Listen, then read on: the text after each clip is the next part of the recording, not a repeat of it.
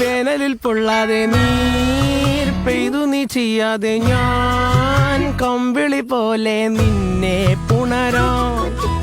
ഞാൻ നിന്നുടെ മാറത്തു മെല്ലെ വേരുകളാഴ്ത്തിടാം. നിൻ ഹരിത പരവതാനിയാവാം.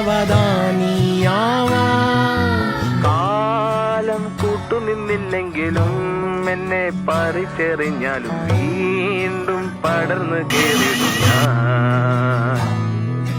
കാലം കൂട്ടുനിന്നില്ലെങ്കിലും എന്നെ പറിച്ചെറിഞ്ഞാലും വീണ്ടും പടർന്നു കേറിടും ഞാൻ.